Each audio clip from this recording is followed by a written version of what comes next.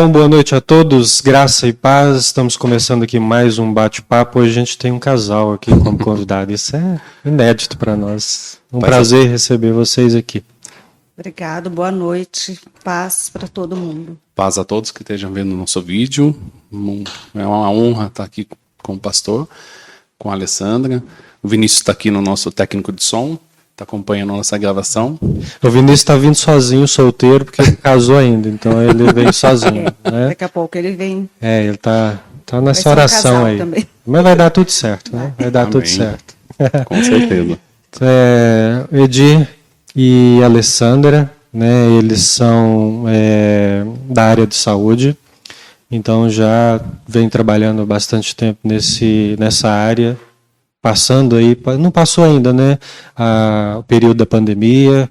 A gente vai ver como que eles lidaram com isso, qual foi o contexto dentro dos hospitais, o sofrimento dos profissionais de saúde, não só os familiares, os internados, né, que sofreram, mas os profissionais também ali, que tiveram que dar o sangue ali para poder suprir toda a necessidade, né.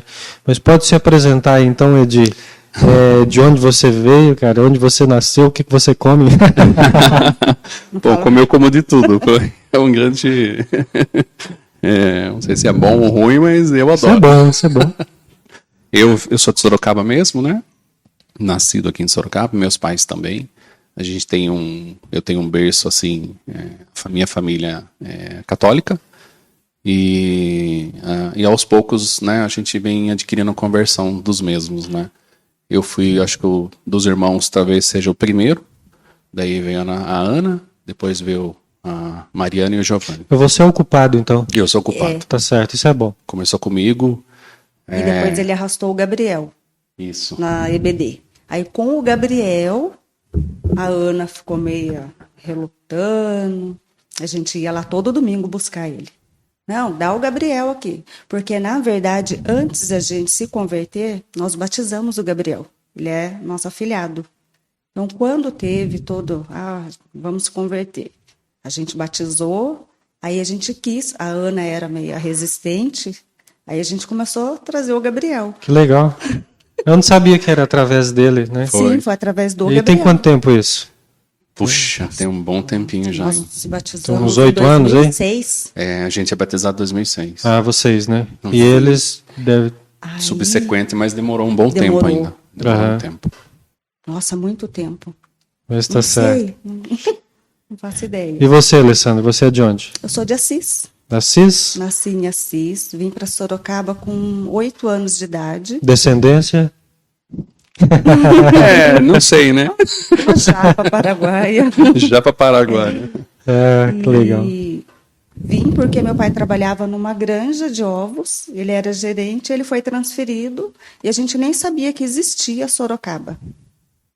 E ele viemos sozinho, não tenho ninguém assim da minha família aqui. A metade da parte do meu pai é de Assis e da parte da minha mãe mora em Jandira. Sitiante, pastor. Essa literalmente é sitiante. Legal, cara. Bem legal. Há quanto tempo você está na área da saúde? Você é enfermeira, né? Eu sou técnica de enfermagem. Técnica de enfermagem. Eu me formei em 98 e já entrei no hospital desde 98. Tem uns dias, então, né? Quase ontem. Começou na adolescência, por isso. Ela tem mais tempo do que eu. Me formei, acho que 2006... 2005, 2006, eu acho. 2006, provavelmente. Aliás, eu arrastei ele, porque ele não gostava. E vocês se conheceram onde? Assim, eu conheci na escola. Eu conheci ela tinha 14 anos e pedi ela em namoro no dia 4 de setembro e a gente enrolou um pouquinho. Só 5 anos e meio, quase nada. Quase nada, só um pouquinho. Até então a gente já tinha uma quase conta conjunta, já dividia nossos bens, nossos pertences. Não já era dava muito, uns boletos para ela pagar. Dividia era bacana. Eu comprei uma moto do meu cunhado, que era do meu sogro, e aí eu levava ela para o curso, tal, e a gente já tinha um certo entrosamento muito bom. A gente namorava e praticamente nem noivamos, né? Foi meio com que engraçado assim, que desde meus 10, 12 anos eu já sabia o que eu queria. Eu falava que eu ia ser enfermeira Na verdade, eu queria ser pediatra, que era meu sonho. Aí foi passando, foi amadurecendo, vi que não era uma realidade para mim, devido ao financeiro. E eu fui pesquisando, falei, eu vou trabalhar num hospital. É o que eu quero ser. Só que não podia, precisava ser maior de idade. Aí eu terminei o colégio com 17 anos, já fiz a matrícula. Aí ele falou, não, você pode começar desde que você seja maior de idade para quando acabar o curso. Eu acho muito interessante quem trabalha na área da saúde, porque você vai cuidar de pessoas, né? Eu não sei se eu posso dizer que é uma vocação, enfim, mas no mínimo uma inclinação para isso. É interessante vocês trabalharem juntos na mesma área e cuidando de vidas. E como cristãos, vocês devem ter bastante experiência para contar para a gente, né? Sim. E a gente quer ouvir as experiências, porque o trabalho pastoral, por exemplo, quando ele vai a um hospital, às vezes é quando é chamado, né? Mas vocês estão ali o tempo todo. E a gente dá uma assistência, por exemplo, espiritual, ou quando a pessoa está enferma, a gente vai na casa visitar, a gente ora, a gente leva um conforto para a família, Sim. uma esperança, e a gente serve um Deus que é o Deus do impossível, um Deus que faz milagres. A gente já viu muitos milagres acontecerem, e outros não, segundo a vontade de Deus, né? Outros Deus de fato levou.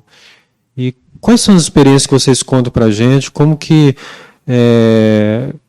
acontece ali? Vocês são técnicos em tudo que vocês fazem? Ou vocês fazem tudo, vamos dizer assim, no espírito de oração? Como que funciona, né? Tem que separar as coisas? Dá para fazer uma junção disso, da fé e do exercício do trabalho ao mesmo tempo? Pastor é uma coisa difícil e pesada. A gente sofre uma retaliação praticamente diariamente. Estou colocando em miúdos, vamos falar bem sério. Realmente é isso que acontece. A gente tem assim uma opressão muito grande dentro de uma instituição. A gente trabalhava numa instituição, ela já trabalhava há algum tempo e eu posteriormente entrei e tal. E a gente sofreu muito nessa instituição. A gente teve muitos retalhamentos em várias áreas. A parte espiritual é uma delas, né? Eu lembro que nós estávamos trabalhando, né? E algumas pessoas sabiam que a gente já era casado, né? E a gente era bem discreto, não dava muito assim. E a gente sofreu essa retaliação. A gente chegar e comentários maldosos, sabe? Esse tipo de coisas, e muito pesado. Eu praticamente parava o carro no estacionamento, orava antes de entrar todo dia. Porque você sofre uma influência dos demais e essa pressão acaba te atingindo. Você entendeu? Então é uma coisa que você tem que estar muito preparado, principalmente espiritualmente, para lidar com as pessoas. É difícil você lidar com as pessoas. Enfermo, principalmente. Não foge, né? Entre várias áreas. Por exemplo, o paciente tem a parte da aceitação da doença dele. Vários estágios, né? E aí ele vai contendo essa aceitação e vai trabalhando com isso. E você tem que ter um jogo de cintura imenso, né? Para você conseguir passar credibilidade, confiança para o paciente naquilo que você está fazendo. Você ter o carinho, prestar o conforto, né? Isso, o paciente, vamos supor, um pronto atendimento. Lidar com aquela realidade que o paciente chega, né?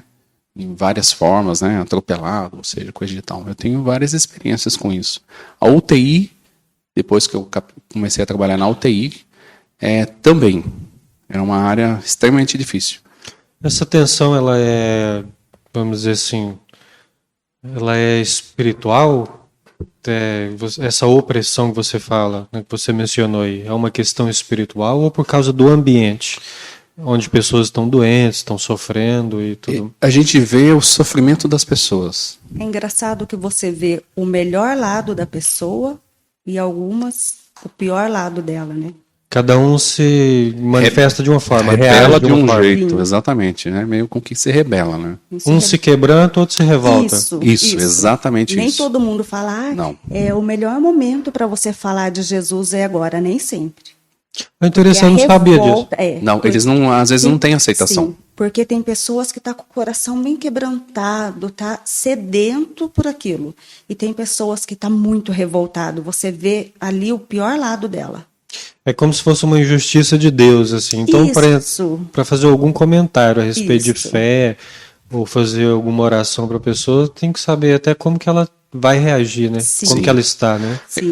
Teve uma família, me chocou muito no início. Eu trabalhava num corredorzão bem grande assim, e ela era convênio particular.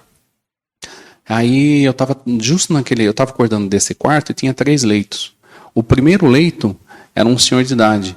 E todo mundo falava, como que tá o fulano? Lá no leito tal, como que tá fulano? E eu estava cuidando desses 3 leitos esse dia.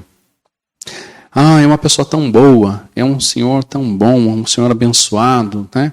E é uma aceitação minha também. É um problema que você também tem que se achar e aceitar e entender. O que aconteceu? Ele está em estado terminal. Então, os médicos declararam paliatividade, né? Então, a gente só vai dar principalmente o conforto, né? O que aconteceu? A família estava reunida ali e a esposa estava perante o leito dele com os 3 filhos. E aí me chocou essa cena. Eu falei, nossa, eu pensava comigo, por que uma pessoa tão boa está sofrendo tanto? É a pergunta da maioria das pessoas, exatamente, né? Cristãs, pastor. não cristãs. O que mais me chocou e foi assim um upgrade na minha vida espiritual foi que, em determinado momento, ela olhou para ele e falou assim, meu amor, olha seus filhos. Eles estão crescidos, eles têm as famílias, os nossos netos. Nós demos tudo o que nós pudemos dar, de bom do melhor, nós demos para eles. Meu amor, nós amamos você intensamente. Nós não queremos te perder. Mas, se você tiver que descansar, descanse em paz. O nosso melhor nós fizemos por eles. Nós te amamos. Emocionante. Né? Emocionante. Cada um deles falou para o pai a mesma coisa. Pai, a gente te ama, descanse em paz. Inacreditavelmente, ele deu um sorriso e foi a óbito. Nossa, que emocionante que deve ser. E isso me chocou. Foi o início da minha, sabe, aquela explosão de sentimentos. Eu tentando entender, tentando assimilar, e aquilo, sabe, é uma coisa assim divina. E assustadora ao mesmo tempo, né? É uma coisa, é um conflito de sentimentos, né? Porque isso que a Alessandra, que você comentou, por exemplo, eu como pastor, eu acho riquíssima a oportunidade quando alguém está passando por alguma dificuldade, algum problema de saúde, financeiro, qualquer problema, de qualquer ordem. Eu acho uma oportunidade riquíssima de você apresentar o Evangelho, porque a gente imagina que a pessoa está mais quebrantada, ela está mais sensível, ela está mais aberta. Mas como que você disse aí, né, até no leito de morte, às vezes a pessoa não aceita. Não aceita. Você vê situação. O pior lado dela também. A gente vê. E se for cristã, pode ser que ela não entendeu bem o evangelho autêntico, né, que fala. Porque a gente tem a vontade de Deus, né? E a gente tem uma explicação teológica, por exemplo, por que pessoas boas sofrem? A gente tem uma explicação teológica para isso. Mas assim, você viver isso é algo de outra dimensão, né? Ao longo do tempo que eu trabalho, o que eu vejo é que a pessoa que tem Jesus no coração, independente da sua religião, mas ele tem Jesus, sem placa de igreja, ele tem Jesus. A aceitação, o cuidado, é tudo fácil. É assim uma coisa harmoniosa. Você medica, você conversa, você dá banho, você cuida, você compartilha experiências. É impressionante que a pessoa está ali, está sofrendo, está com dor, mas ela sempre tem uma palavra para você. De incentivo, ela te conforta. Na verdade, parece que eles confortam mais a gente do que a gente a eles. É igual aquelas pessoas que a gente vai visitar, né? Para abençoar e você sai de lá abençoado. Exatamente. Abençoado, animado para a vida. Parece que a pessoa está preparada para aquela situação. Ela sabe o que ela está passando, ela tem consciência, mas ela está preparada. É diferente. É diferente. É muito diferente. É muito diferente. Mas não é fácil. Não é fácil. Porque também você entra em conflito. Você sofre, você... Porque você cuida de todo mundo. Acaba criando um vínculo. Sim. E tem aquelas pessoas ruins também. que você tem que ser imparcial. Aham. Daí tem os comentários maldosos, né? Porque principalmente em hospitais grandes, aonde cai tudo ali para você. Se for um bandido, se for um assassino, como que Tem você que vai cuidar bem do ser humano, independente da ficha dele. Independente da ficha. Então, muita Esse é o gente- compromisso com a saúde, né? nosso, Sim, é. Mas não é fácil. Aí dentro do próprio sistema, da própria saúde, tem pessoas que não entendem isso. Que não Ou que entendem acaba fazendo algum comentário, algum julgamento. Com Isso. certeza. O julgamento, o pré-julgamento. né? Você vê uma pessoa com dor, ela tem uma irritabilidade, ela não tem uma inquietação, ela não está quieta, ela está agitada, ela não entende o que está acontecendo, ou ela entende, sabe muito bem, às vezes com parte do caráter ela julga que você faz parte daquele processo. Até naquela parte assim, eu estou pagando esse convênio, eu estou aqui, você é meu cuidador. Você é meu Eu pago o empregado, seu né? salário. Eu pago o seu salário. Eu já vi isso várias vezes. Nossa. Várias vezes. Já. Eu falo, nossa, então aumenta, porque tá Eu, pouco. eu ouvi de uma eu ouvi de um Peraí que eu vou te dar uma injeção. eu ouvi de uma pessoa de uma que eu estava cuidando e o plantão, quando você troca o plantão, os colegas já passam. E pelo amor de Deus, esse daqui se Difícil de prepara, cuidar. esse é difícil. Uma vez a paciente falou para mim assim: eu pago o seu salário. Eu falei, puxa vida. Olha, eu acho que não é bem assim, não é por aí não. Você está pensando que você está falando com quem aí? Vem toda essa parte, né? É difícil. A minha técnica ouviu ela me distratando, foi lá no balcão, pegou o lerite dela, estava anexado junto com a internação dela e mostrou, ó, os centavos que a senhora paga, então não paga no salário dele, tá? Aí, às vezes, algum anjo, às vezes, nos socorre, né? Um médico, uma enfermeira, sempre dá um colega, né? É aí que entra o jogo de cintura, Entra o de jogo de continuar cintura. cuidando, Sim. tratando bem. E às vezes assim, a pessoa está passando esse momento e ela não sabe reagir, né? Não dá para Sim. você absorver. Não pode levar ferro e fogo, né? A gente tem que pensar muito nessa parte, né? O alucinógeno, as medicações, tal, o paciente está ali falando besteira, está te xingando, e você sabe que é um processo de sedação, então tem que ter esse jogo de cintura. O paciente tentar fugir do leito, você sai correndo atrás, já aconteceu várias vezes. É mesmo? Então, é muito engraçado, mas Opa, não fala, volta aqui, rapaz. Não melhorou ainda. Eu tinha uma paciente dentro de uma UTI e ela era usuária de droga. Esse é complicado de cuidar, viu? É uma coisa Muito agitado, né? muito agitado e você sente aquela opressão mesmo. Isso, como pessoal, posso te falar.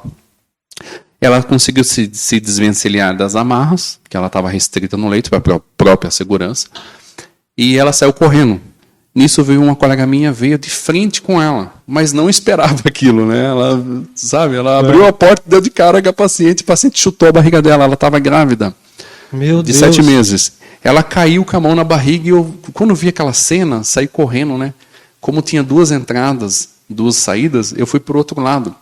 E ela saiu correndo, gritando, bem feito, quando ela abriu a porta, deu de frente comigo. E ela era pequenininha, só peguei com uma mão, só assim, segurei ela.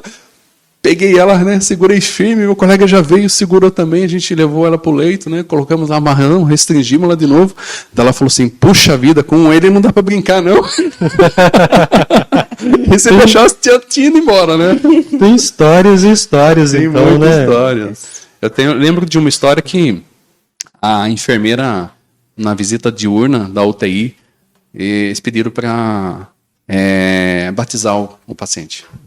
O último pedido, puxa vida, concede para a gente vai encher uma piscininha aqui, a gente faz o batismo dela, tal, aqui na UTI.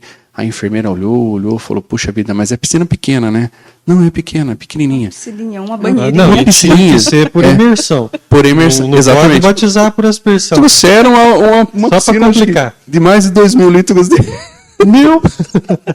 Armaram no meio da UTI. Não foi meu plantão, mas isso foi assim, né? Comédia. E encheram aquela piscina. Imagine a água e depois para esvaziar aquela piscina no meio da UTI, né? Jesus. E se tem uma intercorrência, uma parada, uma coisa mais séria, aí que Agora, ia atrapalhar, né? Coisa de crente isso aí, né? É coisa de Não, doido. Dá trabalho. Coisa de doido. É. Aqueles que acham que a salvação está no batismo, né? E não no compromisso com Deus, né? Um compromisso com Deus. E assim, como que foi esse período para vocês de pandemia? A gente ainda está, não terminou. Ao que parece agora está um pouco ameno, né? Acho que melhorou um pouco a situação. Tá amenizando, né? Tá. Então, assim, graças a Deus por isso. Como que vocês passaram esse período todo? Foi muito estressante para vocês? O que vocês viram dos colegas de profissão, dos médicos? Na UTI que eu trabalhava, meus amigos estavam com muito medo. Inclusive tem um deles que chorava, né? Pensou em até pedir a conta e sair, né? E assim, eu sempre falava, fica em paz, cara. A gente já passou por tanta coisa dentro desse hospital, tanto vírus, contaminação, né? E a gente tá aqui. Deus nos protege, fica em paz. Não, mas não é tão simples falar. Eu falei, não, eu sei que não é simples falar, mas a gente tem que ter fé, tem que ter confiança. Deus nos guarda todo dia quando a gente entra aqui, porque aqui é um lugar difícil. A contaminação, o nível de contaminação é alto, o risco é muito grande, você se pérfuro cortante, você se contaminar, né? Secreção, vai aspirar um paciente lá, o tubo desconecta, solta uma partícula, vem no seu rosto, várias vezes vem no meu rosto. O risco é alto, né? Tem que estar de óculos, tem que estar agora face shield, né? Tal, proteção, mas mesmo assim, é altíssimo. E entrou o desespero, né? Aí, inclusive, minha UTI, nesse primeiro momento, não era de Covid. Mas veio paciente de Covid para a gente, sem a gente saber. Imagine. O paciente passou mal lá no PS, como era tudo novidade, né? Tudo um início, um processo, um estudo, né? E veio para a gente. Por uma determinada doença, na verdade era Covid. Quando foi feito o exame veio. No início demorou um pouquinho, alguns dias para chegar o resultado. Quando chegou, puxa, aquela decepção, todo mundo, né? O enfermeiro falou, pessoal, tem que redobrar o cuidado, essa paciente é Covid, ela vai subir para UTI 2. Você imagine a nossa sensação, puxa vida, e agora? Quem passou por lá? Quem que me ajudou? Todo mundo passou por ela. Quem aparamentou, quem monitorizou, quem funcionou o acesso, quem trocou, quem deu banho, quem fez isso e aquilo. Aí veio, né, a cabeça da gente virou É uma pressão muito grande, né? Porque não tem como negar o cuidado. Não. O paciente chegou, tem que receber. Vocês estão para, vamos dizer assim, salvar vidas. Sim. E não dá para salvar vidas com medo, né? Imagina. Ou mesmo com medo tem que encarar, né? Tem que encarar porque não tem outra pessoa, é você, né? Tem que encarar. É você que está ali para... E assim... acho que uma situação delicada, por exemplo, nesse período da pandemia, porque às vezes a família não pode estar junto, não tem um acompanhante, e o acompanhante se torna, então, os profissionais de saúde, né? Sim. Às vezes uma palavra, quando a pessoa está consciente, ou um gesto do profissional de saúde, acho que conta muito nessa hora, né? Conta. Uma expressão de carinho, né, com o paciente, né? Tem. Eu tive várias oportunidades de falar de Deus e falar do amor de Jesus para os pacientes. Tive. Então, tem pessoas que pedem oração, que eles querem ouvir algo nesse sentido. Quando você sente que a pessoa está bem fragilizada e a pessoa está aberta, a gente consegue. O que eu faço de costume, além de orar antes de entrar? Senhor, abençoa o meu plantão, abençoa o médico, abençoa a equipe. Senhor, cessa a fofoca, cessa o leve e traz, Senhor. Tira essa opressão maligna aqui de dentro, porque a gente cuida de várias pessoas e a gente sabe que muitas pessoas lá não confessam a mesma fé que a sua. Uhum. Então é difícil. É delicado. É delicado. Sim, é delicado. Eu não sei você, mas de 10 anos que eu trabalhei numa UTI, eu acho que uns 4 pacientes pediu para eu orar. Pouco em 10 anos. É bem pouco. Bem né? pouco. Já pediu para orar. Pra mas mim, já. não é muito. Não é como a gente se pensa. Pensa, tá numa situação fragilizada ali, tá carente, já quer oração. Não. Mas a maioria que vai ali está inconsciente, é isso? Ou numa UTI tem os inconscientes e os bem conscientes. Ah, tá. Então tem os dois. Tem os dois. Porque assim, a gente que não é da área tem a impressão que todo mundo que vai para a UTI vai inconsciente. Não. A impressão que a gente tem é essa, né? Quando você fala uma UTI, Puxa meu Deus, vida, tá morrendo. o paciente está na UTI. Ai, foi para UTI. Ai, misericórdia, já já era. Tipo assim, a gente sabe que tem esse aspecto de pensar, o paciente foi para UTI porque está extremamente grave, está morrendo, está nas últimas, né? Aham. Na verdade, você tem um pós-cirúrgico que necessita de uma UTI É também. um monitoramento. Um então. monitoramento, O melhor lugar né? que Isso. ele tá. Por Quando quê? fala pra mim, ai, Alessandro, o que que você acha? Ele foi pra UTI. Eu falei, ele não poderia ter ido para um lugar melhor. Tem médico É mais 24 seguro. horas, ele fica ali dentro, os outros setores, ele passa visita só. Ele fica na casa dele, não tem médico em nenhum outro setor. E no PS, né, que faz plantão. Mas na UTI não, ele fica ali no conforto. Aconteceu qualquer coisa, você bate na porta. É até Doutor, legal a gente ó, falar isso, dar uma explanada sobre como É sobre a UTI. interessante, quem é leigo não. Vamos supor, Eu que morro de medo de ser internado, fazer cirurgia e tal, falo, vou levar você para UTI, não precisa assustar então. com certeza. é o melhor lugar. É engraçado, ou tem o que você faz, né? Vamos supor, a gente admite um paciente, fez um pós-cirúrgico. O que acontece? Pode ter algumas complicações, ou pode ter complicações posteriores à cirurgia. É suscetível. A gente costuma dizer que na área de médica, na área de enfermagem, na área que a gente cuida, não é uma ciência exata, né? A saúde não é uma ciência exata.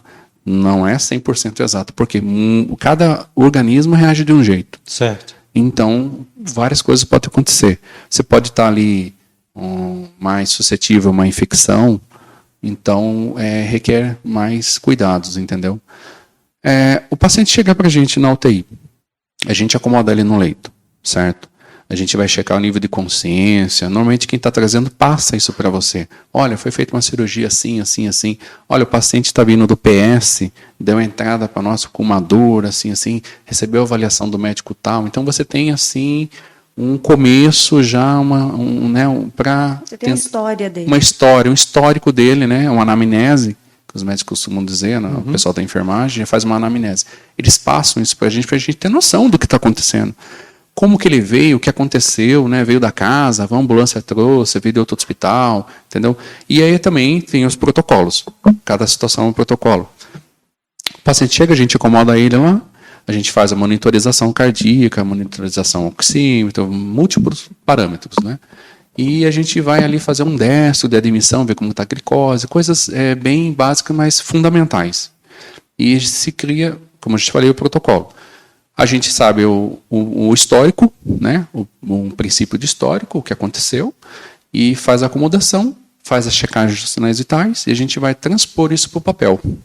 Né? A gente vai anotar. A UTI é legal por quê? Como ela disse, o médico está ali. São 10 pacientes, mas o médico está ali. Para os 10 pacientes. Você pode ir ali a qualquer momento falar, doutor, o PA está um pouquinho alto ali, o que o senhor acha? Puxa vida, faz isso para mim e tal, né? Então, esse feedback você tem que ter constantemente, né? Com o médico. Alguns hospitais mais rigorosos vem aquela hierarquia. Não, passa por o enfermeiro, protocolo. O enfermeiro vai conversar, enfim. Alguns médicos mais das antigas tá sempre perto da gente, bem próximo. Puxa vida, a gente já passa direto, né? O enfermeiro pela correria, às vezes, né? Não, fala direto com o doutor para mim, por favor. Eu tenho costume de avisar o chefe, puxa vida, olha aqui, né? Tal, olha o destro, né? Olha, deu baixo, deu alto, tá sentindo isso, aquilo. E ele também faz a visita multi dele também, né? E a gente acaba passando para o médico. E toma a conduta. Os médicos tomam a conduta, a gente vai exercer. Praticamente, colocando em miúdos, né? Nós, como os técnicos, dentro da UTI, a gente está 12 horas com o paciente e praticamente das 12 horas quem cuida realmente é a gente. Então, assim, lado a lado Vocês com estão o mais paciente. próximos, Bem mais então, próximos. período integral Exatamente. ali. Isso. Integral. Né?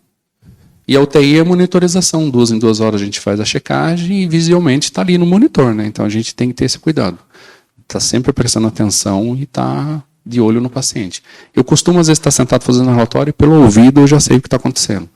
Né? Sei que o monitor está apitando, o porquê está apitando, sei que o respirador está apitando, o porquê ele está apitando. Entendeu? Então a gente já fica com o ouvido treinado, os colegas também. É impressionante, você treina. É engraçado quando você vai admitir um paciente, você admite o paciente e chega a hora da visita, a pessoa que nunca entrou na UTI é um espanto, é um choque. É muito fio, é muito cabo, é bomba de infusão, sabe, aquele aparato, aquela aparelhagem, carrinho de emergência ali, né? E elas ficam assim, em frenesi, né? E eu costumo ter essa percepção e pegar na mão, não, vem aqui, seu paciente está aqui e tal, né? Lava a mãozinha, põe aqui o avental, porque a proteção, põe a luvinha e tal. E aí a gente dá aquele conforto também. Até nisso a gente tem que fazer, tem que dar o conforto. E vem as perguntas, né? Por que isso, por que aquilo, mas está piscando aqui, né? O que eu vejo, a empatia das pessoas, e a gente que está mais velho de casa, e a gente tem que se policiar muito, é ver que a pessoa chega nessa... Até o mesmo paciente. Tá pitando aqui. Caiu isso. Aquilo. Viu? Calma. Fique tranquilo. Isso aí tem que apitar mesmo. Tem que apitar. Se parar, você me avisa. Eu costumo ser muito brincalhão com os pacientes. Uhum. O mês passado, agora, eu peguei um paciente super jovem, um rapaz, todo tatuado, e ele estava em pânico. Um Covid, né? E muito dispineico, com muita falta de ar, muito cansaço, sabe? Muito preocupado. É isso que o pastor falou. No Covid, só está ele e a gente ali. Não tem familiar. É solitário, assim. E Vocês estão lá, mas assim, família... Não, é uma coisa fria. Porque o atendimento da gente acaba se tornando uma rotina. E para quem chega nunca entrou numa UTI, ele tem esse confronto. Então ele começou a ficar questionando tudo. Que medicação é essa? O que você está fazendo? Eu não estou bem. Caiu aqui. Sabe? E eu conversando com ele, falei, viu? Eu falei, viu, meu querido? Aí, né, teve aquela oportunidade certa, viu? Meu querido, fique em paz. Por que você está assim, cara? Nossa, eu estou com medo de morrer, cara, porque isso que eu vejo no noticiário, na televisão, eu vejo aquilo. Eu falei, viu? Então, calma, fique tranquilo. Assim, a pessoa sofre psicologicamente, além do físico, né? Sim. Porque, olha, se for para acompanhar as notícias, eu não acompanho muito. Eu acompanho, assim, o suficiente para eu não ficar alienado. E, assim, é uma questão de saúde, até. Então, as pessoas já chegam lá pilhado desse jeito, né? Porque já chega, assim, como se já tivesse a sentença de morte mesmo. E, psicologicamente, elas sofrem. Isso prejudica o tratamento também, né? Prejudica. Se a pessoa estiver bem emocionalmente, isso ajuda, né? Vocês que é da área sabem dizer melhor. Mas a gente percebe que pessoas que estão bem psicologicamente, elas recuperam mais fácil. Mesmo quando tem em casa e tudo mais. Então, assim, acho que você tem que ter um jogo de cintura muito grande, né? Sensibilidade. Gente, eu fico imaginando o coitado do paciente. Porque para nós, que conhece tudo, quantos amigos morreram? Você ter notícia, viu? Lembra de fulano? Pegou Covid, morreu. Aí quando ele teve, eu fiquei pensando, todo mundo está pegando da área, dá 2, 3 dias morre, a gente é o próximo, se prepara. Mesmo a gente conhecendo, eu fico imaginando o paciente.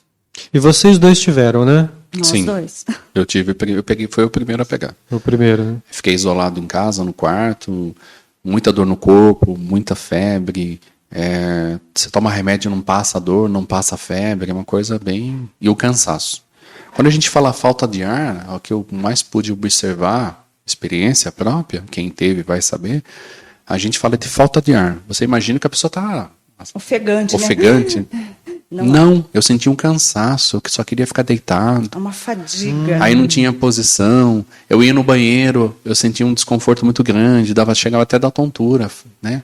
É a falta de oxigênio na célula, né? Você sente esse cansaço. Então você não consegue fazer a troca gasosa. Não é exatamente a falta da respiração. Não é a falta do ar, não é a falta da respiração. Cansaço, então. Exatamente. Você fica bem frágil. Banho, você precisa sentar. É porque eu não tive até agora, espero não ter. Deus tem me livrado. É um mal-estar, né? Muito grande. E daí, eu sendo da área, eu ia monitorar ele, porque eu fiquei na sala. Achei, doce ilusão que eu não ia pegar, né? Aí eu ia monitorar ele no quarto. Batia na porta e ele já colocava a máscara. Sim, e eu de máscara. Tava sozinho? Uhum. Daí eu batia na porta, ele colocava a máscara, daí eu entrava, olhava, ele pálido. Aí eu, tudo bem, colocava o oxímetro, colocava o termômetro, voltava para a sala. pegava o celular e mandava para minha enfermeira. Ai, ele não tá bem, ele tá com uma cor tão horrorosa, o que eu faço? A gente tem essa percepção de ele aspecto. tá com uma cor estranha. É muito grande. Até um fato sobre isso muito interessante. O pastor Ramsés um dia chegou em casa e estava com o Jabes. O Jabes era bem pequenininho. Eu olhei e falei, Ele nossa... ainda é pequeno. Ele era menor. Não cresceu muito, mas criança. ele era criança. Ô, pastor, me perdoa. Jabes, Jabes, me desculpa perdoa, aí, Jabes, Jabes. desculpa aí. Você Mas você não cresceu, não. Mentira. Só que não. Ele chegou em casa, eu olhei assim, falei, tá tudo bem? Parece que vocês acabaram de chegar do hospital. O Jabes está com uma cor estranha? O Jabes está com uma cor estranha, parece que operou apendicite. Que cor é essa? Eu não tô gostando. Os dois arregalhou o olho assim pra mim e falou, você tá sabendo? Eu falei, não. Como assim? Que tá... Sua cara, tô contando. Estava escrito uma placa assim. Eles tinham vindo do hospital, que tava, o menino, ele teve alta, chegaram em casa e realmente ele foi operado do apendicite. Então, nesse aspecto, assim, a gente... Tava escrito na cara dele. Tava escrito, tinha um letreiro ali. Conhece a cor da pessoa. Cor. Às vezes a gente está na feira, em algum lugar, daí eu falo para ele. Esse é cardíaco. Edi, ó, não tem uma cara de nefropata? Olha a cor dele. É renal. Aí você faz diálise, Ele hein? faz hemodiálise. Acho olha, que tá faz uma cor diálise, é esquisita. bom. Então a aparência já denuncia. Já, Coloração, textura, pele, rigidez, tônus muscular, você vai pegando isso, é interessante. Você olhando pra mim assim... Não, você não vai saudável. Tá amarelinho, tá saudável. É a idade mesmo. Falta É a idade, falta de sono. É a idade, falta de dormir um pouco. Vocês trabalham na mesma instituição ou trabalham em instituição diferente? Os horários são... Trabalhamos um bom período na mesma instituição. Depois eu saí. Trabalhamos por 7 anos. Ela permaneceu. E hoje em dia não. Hoje ela é uma área totalmente um pouco diferente da enfermagem, mas Hoje eu estou num posto de saúde e ele continua em hospital. Continua no hospital. Ah, você mudou. Então Ela mudou. Mudei. Isso. Passei o concurso e abandonei o hospital. Eu mantive na área hospitalar. Saí um pouquinho, fiquei um tempinho fora, fazendo Cargo de supervisão e acabei voltando para o hospital. Ah, entendi. Já trabalhei... vocês têm aqueles horários assim bem puxados, igual eu geralmente? Normalmente assim, para a gente complementar a renda, eu trabalhava em dois empregos. Cheguei a trabalhar poucos períodos em 3, mas trabalhei bastante em 2. É igual o pai do Cris, então. Isso. Eu não posso falar mais isso, pastor. Meu marido tem 2 empregos, agora ele tem um só. O Júlio de casa não é mais o mesmo. Não é. Vocês dois tiveram Covid. Vocês têm 2 filhas, né? Sim. E elas? A princípio passou super de boa, né? Eu me recuperei e até um fato interessante. Eu tive um sonho, eu estava em casa, sentado, eu estava sonhando. Eu tive um sonho e foi uma revelação de Deus ali para mim. Eu estava com uma amiga minha e a gente estava no necrotério. Como era o início de pandemia, a gente estava no necrotério. Eu estava empilhando os caixões. Não tinha lugar, não tinha espaço mais para pôr os caixões. Aí ela olhou para mim e falou assim, Ed, e agora? O que a gente faz? Eu falei assim, Michele, vamos empilhar aqui em cima. Vamos colocar em pé. Porque deitado está ocupando muito espaço. É muito, não cabe. Vamos colocar em pé. Então vamos colocar de pezinho assim e você me ajuda? Não, mas é pesado. Eu falei, não, mas a gente com jeitinho a gente consegue pôr. Daí eu subi num balcão e a gente foi direcionando e coloquei. Quando eu coloquei e ficou de pezinho, desceu um sangue de cor preta, muito escuro, e veio na minha boca. Né? Aí eu acabei acordando. Eu acordei muito assustado com aquilo. Porque no sonho eu senti o gosto. O gosto e o cheiro. O gosto e o cheiro. E era o gosto e o cheiro da morte. Traduzindo. Quando eu acordei, eu estava com a mesma sensação, o mesmo gosto e o cheiro dentro do quarto da morte. E eu comecei a repreender. Então ali, eu estava tendo um deslumbre de tipo assim, puxa vida, está chegando o meu final. Eu acho que eu vou morrer. Eu estava muito cansado. Eu estava taquicárdico. A frequência cardíaca estava em 146, 120, 140. E qual que é o normal? Ah, 80 BPM, 60, dependendo da pessoa. Menos de 100. Até menos de 100, entendeu? 70. Né? Uma pessoa que nem ela, que é pequenininha, ela, às vezes eu refiro a pressão dela, a gente costuma ver a pulsação dela, tá ali 60, 56, 54, ela é devagarzinho, o coração dela bate, mas é bem devagar. Mineiro. Então, por isso que não é uma ciência exata, né? Mas, então, eu acordei com esse gosto, esse cheiro, e comecei a repreender. Aí eu comecei a orar, falar, Senhor, e agora? Esse é o meu fim? Amém. Então sabe o que eu vou fazer? Eu vou gravar um vídeo me despedindo das meninas. Nossa, que... Eu falei, poxa, já que eu tô morrendo, eu preciso falar com eles, né? De alguma forma, né? E é engraçado, né? Que nesse dia, acho que foi o 10º dia, né? Um dos piores dias que eu tava tendo da doença. Na verdade, não. Quando você teve esse sonho, foi o dia que você passou mal, que eles acharam que era dengue. Você não sabia que você estava com Covid ainda. Exatamente, pastor. Isso mesmo. Eu estava passando mal, estava em 2 hospitais, fui atendido, mandaram para casa, não, é suspeita de dengue e tal. E aí os exames acabou não confirmando dengue. Se você não melhorar, você volta. E aí eu acabei voltando, mas voltei para o outro hospital que eu trabalhava. E aí eu fiz uma tomografia e deu a lesão pulmonar já, né? Um agravante. 25% do pulmão comprometido já veio no laudo. Veio no laudo Sugestivo de Covid. Sim. Vidro fosco. E eu estava muito pálido, muito mal, estava me sentindo muito mal. Daí eu tive esse sonho. Daí no decorrer do tratamento em casa, eu acabei conversando com ela. Daí no 10º dia que você passou mal, que eu te levei para o pronto-socorro. Sim. Que você... Repeti a tomografia. Ele falou, eu dormi e eu senti esse gosto e esse cheiro. Eu não tô bem. Tava mais espalhado o pulmão. Tinha pegado mais. Abrangeu mais o pulmão. Espalhou. Aí eu fui embora para casa, fui medicado, tava com muito ataque cardíaco. Tava sentindo o coração pesado, tava batendo muito forte. E fora de ritmo. É impressionante. Às vezes eu sentia dar umas pedaladas. Não é normal, a gente tá conversando, você tá sentindo o seu coração? A gente não sente. Eu sentia. Sentia, batia, doía, parava, pedalava. Falei, ih, meu Deus, agora vai. E aí eu chamei ela, conversei bastante com ela, falei, olha, eu sou da concepção seguinte, morreu, enterra, não fica chorando não. Me enterra, vai aproveitar. Se são 5 dias, faça bom, aproveita, é só 5 dias.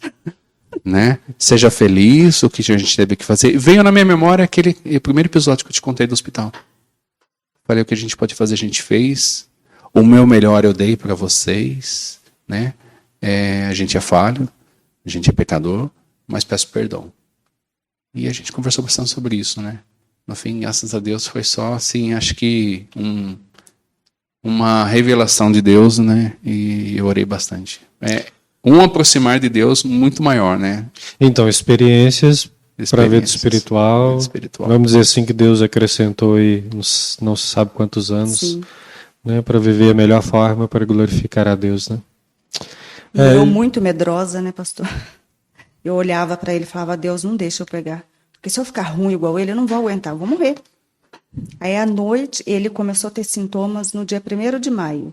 No dia 14 de maio, eu dormindo na sala, eu comecei a ter febre. Febre, calafrio. Aí eu já comecei a chorar, porque eu sou a maior medrosa do mundo. Eu falava, Deus, eu trabalho não no acredito. hospital, meu. Falei, Deus, não é possível, não te pedir tanto para não deixar eu pegar, porque eu não vou aguentar. Não vou aguentar. E já comecei a chorar. Eu fui para ele e falei, tô passando mal. Eu acho que eu peguei Covid. Mas Deus foi tão misericordioso que eu não fiquei ruim igual ele. Então, se a gente vê essas experiências que vocês tiveram e tudo mais, tanto da profissão quanto as experiências pessoais, o cuidado de Deus, né? Cuidado de Deus. Sim. E assim, a gente via, como igreja, a gente vive em oração, a gente está orando por pessoas famílias que perderam, a gente está orando por pessoas que estão enfermas. E a gente vê muita coisa acontecer, assim, de forma sobrenatural, que a gente crê, e são as experiências que nós temos. Então, receber esse cuidado de Deus, enquanto vocês cuidam de pessoas, né? E vocês serem cuidados por Deus, embora Deus cuida de todos, acho que isso assim, deve ser uma experiência muito profunda, né? Sim, é muito assim, bom. do conforto de como Deus cuidou de vocês transmitir isso na profissão, no trabalho. Eu lembro até de um fato interessante. Eu estava trabalhando de plantão à noite, numa instituição e a emergência porta aberta, então chegava de tudo. Tocou a campainha e eu abri a porta. Quando eu abri a porta, tinha um rapaz de pé, duas pessoas segurando, que eu não consegui nem ver o rosto, soltou ele. Eu segurei ele, eu acolhi ele. Eu peguei ele assim, ele estava ensanguentado, e tinha uma maca do lado, eu já girei o corpo dele assim, consegui encaixar ele na maca e deitei ele. Aí eu já corri para a emergência era do lado. Nisso o meu enfermeiro estava ali, o Gessé, nossa, um servo de Deus. Puxa vida, o que está acontecendo, Edilson? Eu falei, não sei, cara, tá cheio de sangue aqui. Eu já fui tirando a roupa dele para a gente ver. Ele muito pálido, ele estava com perfurações de bala no peito, de tiro, arma de fogo. Na hora eu não sabia, mas assim, quando eu olhei, na hora eu falei, levou tiro. É inconfundível, né? A gente viu, não era faca, era perfuração de tiro mesmo. Ele olhou para mim e falou, puxa, isso aqui, tô achando que isso aqui foi tiro. E o rapaz ali naquele pânico, desfigurado, né? Transparente já. E aquela correria, já pegar um acesso e coisa e tal, e correu para o centro cirúrgico, e médico, e cirurgia. E aí foi para UTI o rapaz. Né? Plantão super agitado. Aí eu trabalhava em outra instituição, num outro plantão noturno. Quando eu cheguei lá, entrei na UTI, dei de cara com o rapaz, estava na outra instituição. Quando ele me viu, ele me reconheceu. Cara, graças a Deus você está aqui, você me cuidou de mim. Me passou para outro hospital? Para outro hospital, você tem noção o que é isso? Aí a gente vai ser algemado na cama, né, no leito, olhou para minha cara, me reconheceu, mas eu olhei, sabe, que ele estava mais coradinho, eu acho que fugiu um pouco a percepção do rosto dele, né? Conheço. Parece que eu te conheço. Falei, rapaz, quem é você? Ele falou, ontem à noite... Você me socorreu lá no hospital. Eu falei, puxa vida, o que você está fazendo aqui, cara? Graças a Deus você está bem. Puxa vida, meu querido. Nossa, eu queria te agradecer, cara. Você foi um milagre de Deus, sabe? E é interessante. Teve alta, foi embora, né? Depois a gente ficou sabendo o ocorrido, né? Foi embora para a prisão, né? Mas, graças a Deus... Mais uma oportunidade, né? Mais uma oportunidade, né? Você, assim, na questão vamos dizer assim, a questão espiritual dentro do hospital, eu nem sei se pode ser ventilado isso, mas já aconteceu, isso é pela nossa fé, a gente tem essa visão, né? Já aconteceu de pessoas possessas? Bastante? Ou já chega assim, transtornado, que você consegue identificar que não é uma questão só física, enfim, é uma questão espiritual. A gente sente a opressão. E já aconteceu, por exemplo, de alguém pedir oração, um familiar, alguma coisa assim, e acontecer no ato da oração também? Já, eu tive várias vezes. Porque deve ser tenso, né? O cara não está legal. Sim. Aí o cara, você vai orar com ele, ele fica possesso, e piora o quadro, né? Eu tive uma experiência muito grande. Eu tinha uma serva de Deus que eles falam que estava desviado, né? Ela é apresentada na igreja e estava desviada. E eu cheguei a pegar plantão, tinha uma criança, uma pré-adolescente no caso, e o pessoal foi passar plantão e falou assim, puxa vida, essa menina internou por medicação exógena, tomou uma cartela de diazepam, que não era dela, era da mãe ou da avó, né? Não, era da mãe dela, exatamente. E ela estava com a avó no hospital. E era da mãe. A mãe sofria de depressão, tomava várias medicações, psicotrópicos, e aí foi a passagem de plantão. Eles me falaram assim, ela está delirando. Ela está vendo bicho andando no quarto, ela está vendo demônios, dragão e esse tipo de coisa. Eu falei, puxa vida, né? Que fato, né? Onde que ela está? Ela está ali, na Day Clinic, num quarto separadinho e tal, e a avó dela está acompanhando ela. Então ela tem momentos que ela está sonolenta e ela acorda do nada dizendo que alguém está tentando matar ela. Não é esquizofrenia? Não. Tá. Né? A princípio, o que você imagina? A criança, a mocinha, né, pré-adolescente, ela tomou a medicação. Então você acha que é o efeito da medicação, certo? Porque ocorre isso? Sim. Realmente. Ocorre várias vezes, a gente consegue ver nitidamente. Aí, só que eu não sei, aquilo me tocou. Eu fiquei assim, falei, puxa vida, tá estranho esse assunto, tá esquisito. E essa colega, ela era técnica de gesso, e ela estava perto ouvindo, né, a passagem de plantão, e ela foi lá, muito curiosa, né, foi conversar com a avó. E o que aconteceu? A avó relatou que ela estava num acampamento jovem de igreja e foram fazer um acampamento próximo da Cachoeira da Chave, ali em Votorantim. E é um lugar que a gente sabe que tem oração, mas também tem a oração contrária. E vários trabalhos, né? Quando ela veio para casa, depois desse acampamento jovem e tal, alguma coisa começou a conversar com ela e ameaçá-la. Se você não tomar esses remédios aqui da sua mãe, eu vou matar o seu irmão. Ela pegou a cartela, desprendeu todas as medicações, colocou num copo e tomou. Nossa, que história, né? Tomou. A cartela inteira. A dosagem era tão grande que eu não sei o que ela estava fazendo, como ela estava viva.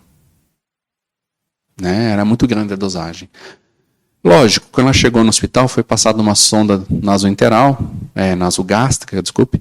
É uma sonda bem calibrosa, ainda você faz uma lavagem com carvão ativado para tirar a intoxicação do organismo dela. Tirou todo o resíduo do O estômago. resíduo. Mas como eu já fazia era horas passadas, então eu já tinha absorvido a grande parte. Eu imagino que provavelmente absolutismo, tudo já tinha absorvido. Porque fazia muito tempo que elas foram procurar atendimento. Não foi rápido.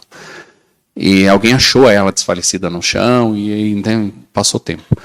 E aquilo, a menina veio e falou assim, Edi, tá estranho. Eu estava conversando com a avó e ela acabou me contando. E vamos orar por ela? A corajosa. A corajosa. Eu olhei e falei assim, puxa vida. Agora? Agora? Né? Não, vou fazer o seguinte, a hora que der uma acalmada aqui no balcão, né, que é emergência, né, tal, a hora der uma acalmada a gente vai, eu vou com você. Falei, você vai comigo? Eu vou com você. Eu tô meio desviada, mas eu vou com você. Eu falei, amém. Tudo bem, né? Eu pensei comigo, vai nada, né? E acabei indo. Acalmou, eu fui lá, fui mesmo. Eu já estava tocado por aquela situação, comecei a conversar com a avó muito simples, muito humilde, com a Bíblia embaixo do braço e orando o tempo todo. E o que me comoveu mais foi ver a aflição da avó e a situação dessa adolescente. Uhum. Daí eu falei assim para ela, minha senhora, eu posso orar por ela? Ela olhou para mim e falou assim, graças a Deus, um servo de Deus veio aqui, porque eu estava orando para Deus mandar alguém aqui dentro para orar por ela, porque eu estou orando e eu não consigo. Graças a Deus, pode sim, irmão, pode orar. Nem perguntou quem é minha igreja, nada. Só chamou do irmão e Nessa falou, hora não interessa. pode orar. O negócio é com você. O negócio com você. Eu olhei para a colega e falei, fecha a cortina, o biombo, encosta a porta. E vamos orar. Não saia do meu lado. E comecei a orar. Eu impus as mãos para orar. A criança, essa menina lá, acordou e começou a ser asfixiada. Nitidamente eu via ela sendo asfixiada. E ela fazia assim, tentando tirar Nossa, ela. que história, hein? E ela gritava, ela esperneava, e ela tentava sair daquele local de onde ela estava deitada, e alguma coisa estava segurando ela não saía. Ela não estava amarrada, não estava restrita, ela podia sair, ela não saía. E ela tentava, puxava com as mãos a grade, e alguma coisa segurou e não deixou ela sair mesmo, e ela ficou ali. E ela grudou no meu braço e puxava para tentar sair, eu tentei tirar ela daquela situação, daquela posição, ela não saía. Aí eu impus as mãos de novo e comecei a orar e repreender. E repreender. A minha colega do lado, que estava em oração comigo, A corajosa. começou, pelo amor de Deus, pare de orar, a menina vai morrer. Agora não dá, no meio do processo. Pare de orar, pelo amor de Deus, ela vai morrer, você não está vendo, ela está morrendo. E a menina via, e eu repreendia e nada, e repreendia, orava e nada, e repreendia, até que veio um sentimento na minha consciência. Falei assim, clama meu sangue, filho. Você está orando da maneira errada, clama meu sangue.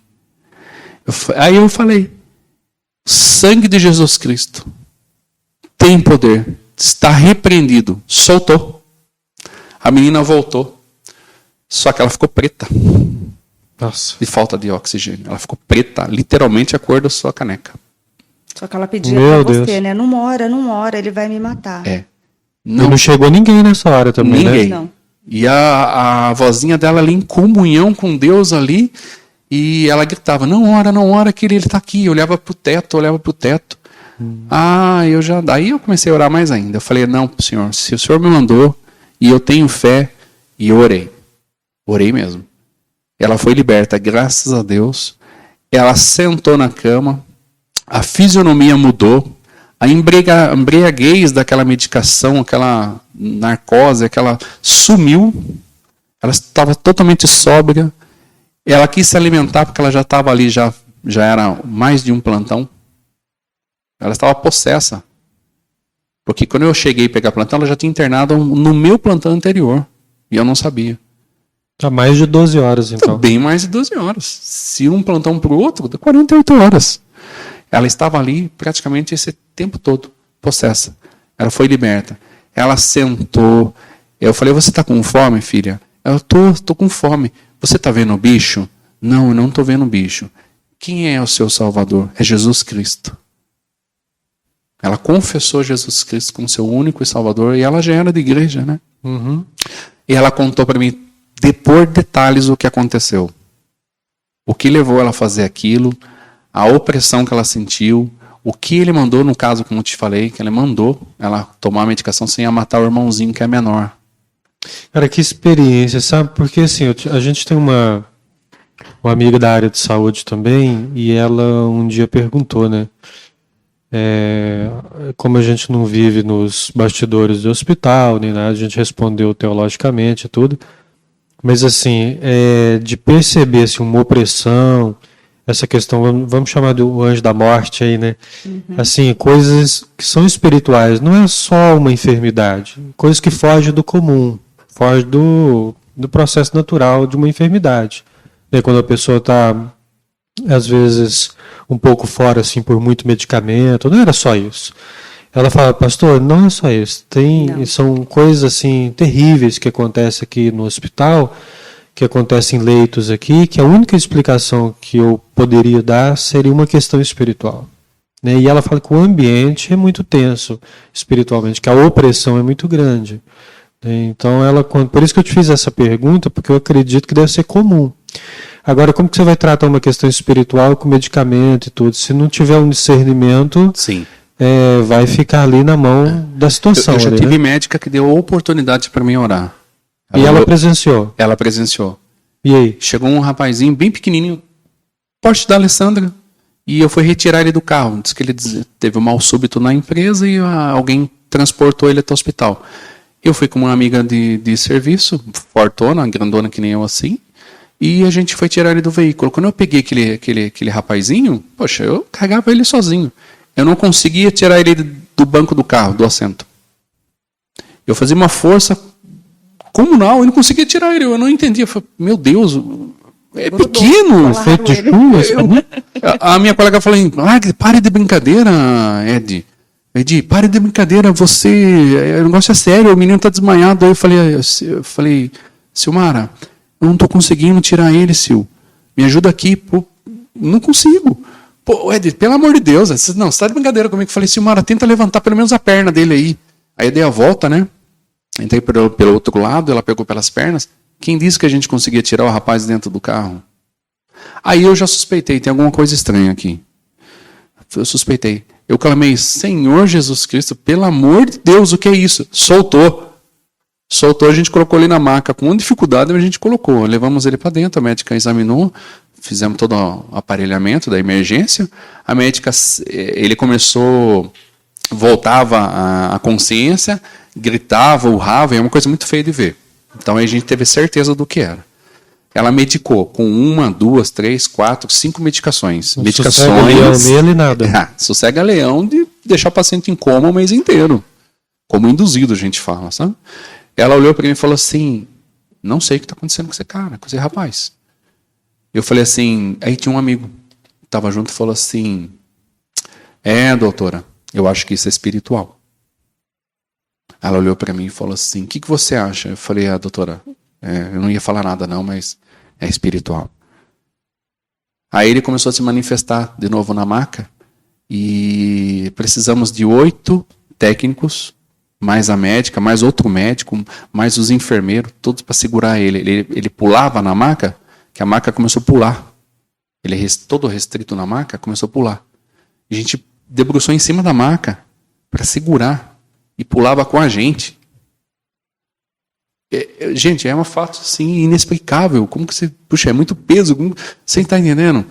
Aí eu falei, ele passou aquela crise, ele é extremamente dopado de medicação. Foi coisa assim, de 1 a 2 horas, nesse intervalo. E a doutora, a gente estava conversando, falei, doutora, é espiritual. Ela falou assim, e se orar por ele? Eu falei, posso? Ela falou, pode. Como é emergência, a porta já estava fechada, eu comecei a orar. Comecei a orar e repreendi. Ele acordou, ele levantou, ele sentou, ele falou tudo o que aconteceu, o que estava acontecendo, tá? E sim, outra pessoa. E presenciaram isso. Presenciaram. E depois comentam alguma coisa. Comenta. Ou deixa quieto. Sabe qual é o pior comentário? O maior comentário foi a nossa dor no corpo. A gente passou o plantão, no outro plantão a gente chegou lá e falou assim, eu estou morrendo de dor no corpo. Estou com muita dor. Todos que estavam dentro da sala. Então, cara, que situação, né? Porque pô, a gente está aqui para cuidar com remedinho. Parecia que eu tinha sido atropelado por um caminhão. Isso Então, não é minha parte, não. porque assim, deve ter pessoas, colegas de trabalho, que professam uma outra fé, né? E provavelmente uma notícia corre, né? Dependendo Sim. de quem está na sala. Sim. E aí fica aquela situação, né? Aquela dúvida, aquela zombadeira, ou curiosidade. Né? Já vieram zombar, naquela época vieram zombar. Ô, irmão, tem paciente pra você orar lá, Tem que irmão. falar só que chegar o próximo, eu chamo você. É. Pra Não, Pra ver como que... Aí o que desacredita fala, não, você vem da próxima, então, e a gente acompanha você, e você vai lá e resolve. Então deve ser uma situação difícil, mas isso é comum, né? Não é só lá, em qualquer lugar o pessoal reage dessa forma, né? É comum. Sim, e tem as brincadeiras, né? A gente tem que Uhum. ponderar, né? Agora, continuando a falar na parte espiritual, eu tive várias oportunidades de falar para Cristo, para a pessoa. Eu estava cuidando de um senhor de idade, ele estava entubado, Covid. Não faz muito tempo, foi ano passado. E eu falei, puxa vida, esse paciente... E dando um banho ali, cuidando dele, né, lateralizando para a colega passar o forro, passar o creme, fazer uma massagem nas costas, tal, hidratar, limpar. E eu falei assim, puxa vida, que pena, né? E veio um pensamento em mim, puxa vida, será que ele tem Jesus? Porque ele não vai sair daqui. Será que ele tem Jesus? Será que ele sabia que ia chegar aqui? Ele sabia que ia estar internado? Sabia que ele vai morrer? E eu falei para a colega, será que ele tem Jesus? Será que ele aceitou Jesus? Né? E a gente falou, não sei, né? A gente não sabe. Não tem esse histórico do paciente, né? A gente não sabe as condições, né? Como o paciente veio, se ele aceitou ou não. Engraçado que eu achei que ele ia a óbito, ele ia morrer. Ele estava muito crítico, muito, muito, muito crítico. Passou-se o plantão. Quando eu cheguei lá, ele estava estubado. Sem o tubo. Consciente e orientado. Eu olhei para ele assim, um senhorzinho, e falei, meu Deus! Ressuscitou? O senhor, o Covid não quis o senhor, o Covid não quis o senhor. Ele dava risada, assim, meio cansadinho tal, né, com medicações, muito preocupante ainda o estado, mas ele deu risada, falou, puxa vida, né, não quis, filho, eu voltei. Eu falei, olha, eu vou ser bem sincero para o senhor, eu achei que o senhor ia morrer. O senhor estava muito mal, muito grave. Eu e a colega aqui, a gente achou que o senhor ia morrer. E aí eu tive aquele momento, sabe? Falei, o senhor tem Jesus no coração? Que religião que é a do senhor? Ele falou, não tenho religião, não tenho Jesus. Eu falei, mas Jesus foi tão bom com o senhor. Aceita ele. Se você não quer aceitar Jesus, é só confessar. Confessa que ele é seu único Salvador. Confessa. Mas para isso você tem que se arrepender dos seus pecados. Né? Arrependa dos seus pecados. Ele começou a chorar. E eu creio, tenho certeza que ele passou um filme na cabeça dele. É uma nova oportunidade de vida, né? Passou um filme. Eu dei uns minutinhos, fiquei ali do lado, em comunhão com Deus. A colega também, a colega muito atenta. Deus abençoe a vida dela. Edmara, um abraço. E ela teve esse lance, esse contato comigo. Aí eu dei um tempinho, ele chorou bastante. Eu falei, o senhor pensou nos pecados? Ele falou, passou um filme na minha cabeça. Ele falou para mim, eu aceito. Como que eu faço para aceitar? Eu falei, confessa, fala, Senhor Jesus, repete comigo. Aí eu repeti as palavras, ele repetiu, chorou muito. Eu falei, Deus ama muito o Senhor. Deus te deu a oportunidade, porque no plantão passado eu estava falando que o senhor ia morrer. Deus deu a oportunidade do senhor voltar. Sabe o que aconteceu? Eu fui embora. Cheguei no outro plantão, ele foi a óbito. Ele morreu. Você contando a história, achei que ele ia viver, mas eu achei também, né? foi promovido para a glória Foi de Cristo. Com Cristo, né? Com Cristo. Com Cristo. Então, assim, a gente, como cristão, a gente entende que onde Deus planta a gente é onde Ele quer que a gente manifeste a glória dele, né? Sim. E esse ambiente que vocês... Por isso que lá no início, a gente comentando, né? Eu achei que era um ambiente bem propício. Eu acho que ainda é, embora tenha alguns que resistem, né? É comum a pessoa ser incrédula, isso é comum. Tem em todos os lugares. Mas assim, saber que Deus usa vocês onde vocês estão, isso nos deixa muito felizes. Como igreja, né? E vocês levam, vamos dizer assim, um Cristo que salva, né?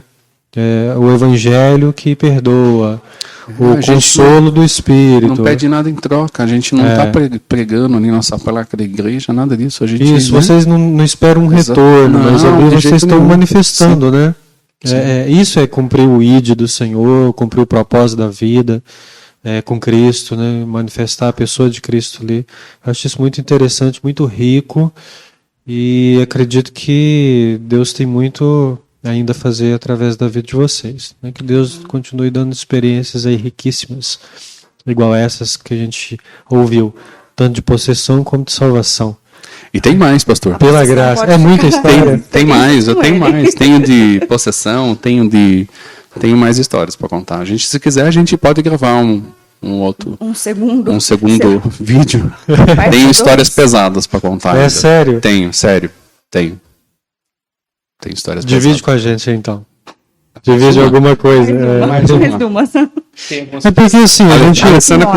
A primeira experiência... São testemunhos, né? A primeira experiência que ele teve com isso, que eu acho que foi o dia que ele virou crente, de verdade. Eu não gostava de crente, detalhe. Crente é meio chato. Não, eu não gostava. Eu não gostava de crente. Minhas irmãs, tá aí para dizer, elas podem perguntar para elas. Elas falam, não gostava muito de crente, não. A gente tinha alguns exemplos que não era muito bom, como em todo lugar a gente tem. Mas eu não era muito fã, não. A minha conversão, a gente dá crédito a quem merece. A minha conversão veio, eu tenho certeza, devido a Alessandra. Absoluta certeza. A minha conversão veio através dela. As tias dela já eram crentes, sabe? Eu era uma pessoa muito difícil, muito irritado, muito explosivo, sabe? Então, isso aí a gente vai deixar para um segundo vídeo, né? Visões, escutar, falar, conversar, então coisas pesadas, entendeu? E minha conversão veio através dela. Não, porque assim, a gente tem é inevitável que os escândalos aconteçam. Que tem muito assim, mau testemunho desde que o mundo é mundo, né? Sim. Mas também tem muito testemunho bom, que instiga, que inspira a fé. E a própria palavra, ela liberta, né? Então, quando você tem esse encontro com Cristo e esse contato com a palavra, vai limpando, né? Vai abrindo os olhos e as coisas acontecem. Eu quando decidi querer ser crente... Eu brinquei que crente é chato, é que tem uns que é chato mesmo.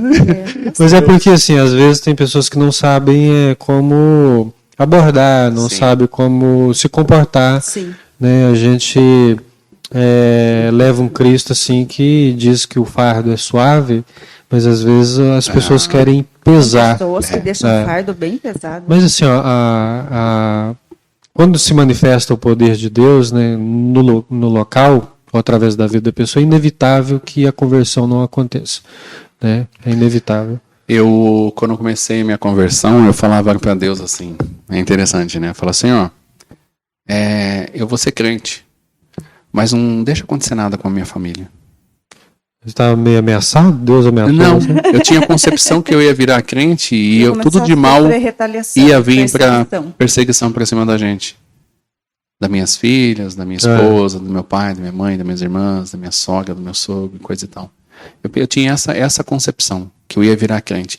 Tanto é que quando eu me batizei, quando eu fui e comecei através de uma célula, eu achava que o pastor Ramsés ia estar todo dia dentro da minha casa. Eu olhava para a Alessandra e falava assim, Alessandra, a gente é crente, né? Não, a gente somos crentes. E o pastor não vai vir aqui, não? Não, o pastor não vai vir. Por quê? Não, é estranho, né? Eles não vêm aqui, né? Eles não vêm aqui, né? Eles não vêm encher o saco, né? Desculpa, perdão a palavra, mas eu achava que o pastor ia estar o dia inteiro dentro da minha casa. Eu achava que era tipo Mormon. Você deu a primeira visita, filho? Dançou. Você entendeu? Eu tinha essa concepção, porque minha família tinha Mormon, né? Então eu tinha essa concepção. E eu achava que eu ia ser começar a sofrer retaliações. Porque o que eu escutava assim, você virou crente, você vai ser perseguido agora. Porque até então, você estava no mundo. Uma zona de conforto. Você estava no mundo, você não dava trabalho pro inimigo. Agora, você começou a dar trabalho para o inimigo. Você vai ser perseguido. Você mudou de lado. Eu tinha essa convicção, eu tinha medo, sabia? Eu tinha medo. Isso você ouviu essa ideia aí? Sim, mas... Onde? Pensa nisso. E eu achava que...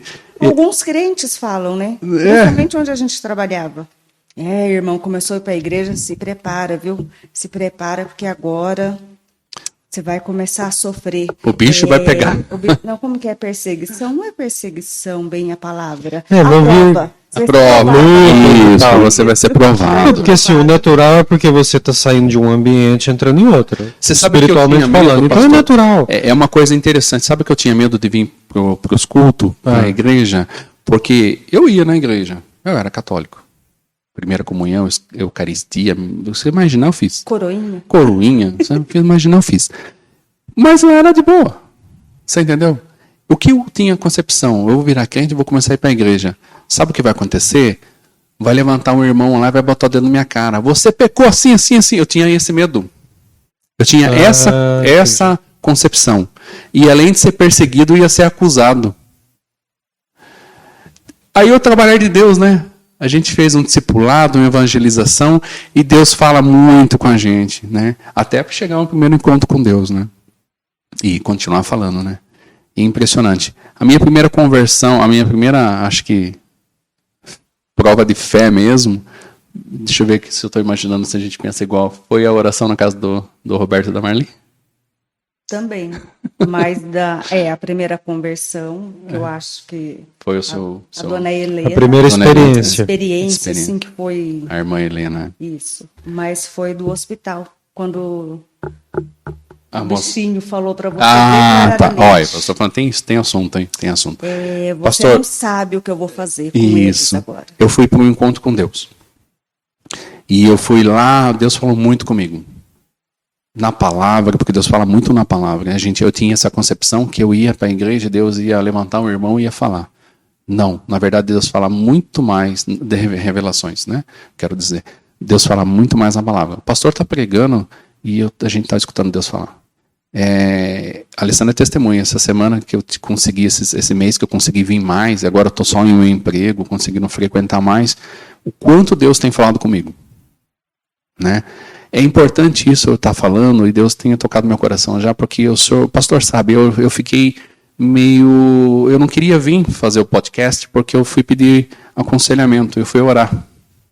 Então demorou para me responder, né? A gente estava até conversando agora, antes do início, que eu estava... Você falou, achei que você não queria, você não viu, você esqueceu. Eu falei, não, pastor, eu fui orar a Deus. Eu achei que você tinha esquecido e tal. Não, eu fui orar a Deus e Deus confirmou, vai lá falar. E daí Deus me deu algumas visões e algumas revelações que eu poderia falar. Uma delas é essa que eu estou te falando agora. Porque o pastor é muito usado por Deus e sabe disso, mas não tem a testificação da pessoa estar aqui falando, pastor, foi usado. Naquele dia, assim, assim, assim, assado. Eu comento muito com a Alessandra. Alessandra, como Deus falou várias e várias vezes com a gente e vem falando. Esses dias foi muito engraçado. Eu falei assim, eu estava orando a Deus, eu vi uma pregação na internet, eu gosto muito de ver pregações, e Deus tocou meu coração a respeito do batismo. E eu comecei a orar e Deus falou assim, a sua filha não é batizada ainda. Eu falei, Senhor, o que eu faço? Ela já é adolescente, agora fez 18 anos. Adulta já. Eu falei, Senhor, eu deixo nas tuas mãos, eu vou orar, continuar orando, eu confio em ti. E a gente veio numa pregação, o pastor estava falando sobre isso, ministrando sobre isso, e a gente foi embora no carro. E eu, naquele momento no culto, eu estava pensando, Senhor, fala no coração dessa menina. Fala no coração dela. No carro ela falou, pai, eu estava pensando em me batizar. Ah, que legal. O bom é que a gente não fica sabendo dessas coisas. Isso faz bem. Faz bem, faz a diferença, né? Saber o quanto Deus usa o pastor para falar com a gente. É impressionante. Mas voltando ao assunto. Você foi no encontro com Deus? Eu fui no encontro com Deus. Deus falou muito para mim. Falou, essa semana você vai ser provado. Vai ter uma experiência diferente. Você vai ter uma experiência diferente. Vocês têm uma experiência assim, pentecostal de conversão, né? Eu não imaginava isso.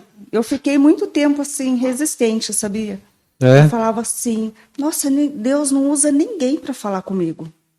Não usa ninguém em revelação. Porque eu gostava muito Não revelou sua identidade, todas essas paradas. Isso. E eu comecei a ficar um tempo meio frustrada com isso, sabia? Eu falava, tem tantas experiências, as pessoas falam, viu? Eu estava em casa, bateu um irmão lá na minha porta e falou, Deus mandou eu vir aqui. Eu falava, Deus, por que comigo não? E eu fiquei um bom tempo frustrada. E eu orando em casa. E eu fui mudando. Sabe quando parece que a sua concepção muda e não tem um culto que eu venha que Deus não fala como se eu tivesse pensado em casa, chego aqui, é a mesma coisa. Deus anda falando muito, e eu falei para ele essa semana, eu falei, Edi, eu ficava cobrando tanto Deus de usar alguém em revelação para falar comigo, e eu nunca imaginei que Deus falaria muito mais através da palavra. Cada versículo que o pastor abre, manda a gente ler, ele tem falado assim no meu íntimo de tocar a minha alma. A gente conversou essa semana sobre isso. Uma coisa interessante, pastor, desculpe, eu tinha um irmão que quando eu comecei na enfermagem, eu tinha um irmão que me apoiava muito, de outra denominação, e ele é muito, muito centrado. Eu tenho que falar o nome dele, Jeremias, né? Jeremias. É o Jeremias. Jeremias tem parte no céu. O G tem parte no céu. Esse irmão é de Deus. Eu falava assim, irmão, ele chegava para mim e falava, irmão, na minha igreja pregou isso. Eu falei, é mesmo? Puxa vida, que legal, G. Falou sobre isso. E eu ficava pasmo. Eu falei assim, e na sua igreja, irmão, o que pregou? Eu falei, G, exatamente a mesma palavra. Palavra aí mesmo. Como que pode, G? Vamos fazer um teste então, G. Domingo que vem, quando eu chegar na segunda-feira e tiver de plantão, deixa eu falar primeiro. E a gente testa. Mas Deus é sábio, né? É a mesma coisa. Chegou na segunda-feira, plantão, G, eu tô eufórico, né? G do céu. Deus falou isso, irmão do céu. Olha aqui a palavra, irmão. Santo Deus, irmão. Santo Deus, irmão. Falou, G, Deus é um só, G. Jesus é um só, a sua igreja. Porque assim, a maturidade da vida cristã é que traz isso pra gente. Pô, o que norteia a nossa vida é a palavra, né? Sim. E a palavra escrita, porque quando ela é ministrada, por exemplo, assim, quem ministra não sabe exatamente das necessidades, do momento, da experiência que a pessoa está tendo naquele dia, naquela semana, ou enfim, alguma circunstância da vida, mas o Espírito Santo sabe. Então, esse é o campo, o ambiente mais seguro para o cristão. Porque aquele que vive igual você, a expectativa que você criou, né? Nossa, por que alguém vem aqui e não revela alguma coisa? Sim. Mas assim, Deus fala com a gente o tempo todo, a forma mais comum de Deus falar é através da palavra. E ela é muito segura porque ela traz maturidade. Porque a gente pode entrar num caminho assim, de andar atrás de profeta. Sim. E você querer ouvir alguma coisa, aí o que acontece? Quando a gente quer ouvir alguma coisa, a gente vai atrás de alguém para falar. E a pessoa que às vezes vive disso, ela se sente na obrigação de falar alguma coisa. Suponhamos que eu conheço o Edir como um profeta. Eu vou até o Edir para o Edir orar comigo. O Edir já sabe. Eu estou ali para ouvir alguma coisa. Aí o Edir vai se sentir na obrigação de me dizer alguma coisa, mesmo quando Deus não disse nada. Sim. Aí que está o risco, onde a gente se frustra mais ainda, fica ferido. E eu costumo dizer para o pessoal que, assim, eu creio, né, que Deus fala com as pessoas, que revela. Deus fala comigo, às vezes, através de sonhos também, que eu sei que é Deus que está falando. Mas o lugar mais seguro é esse, né, porque o nosso coração ele é enganoso.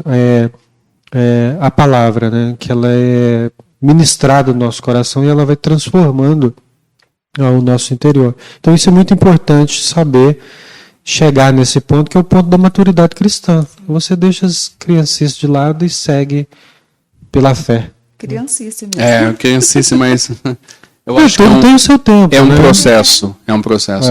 Eu acho que é um processo e comigo foi assim também. É um processo, pastor. Deus vai te moldando, né? E eu costumo dizer, pessoal, se Deus quiser falar com você, Ele sabe onde te achar, viu? Ele sabe onde te encontra. Puxa vida. Fique em paz. Como sabe?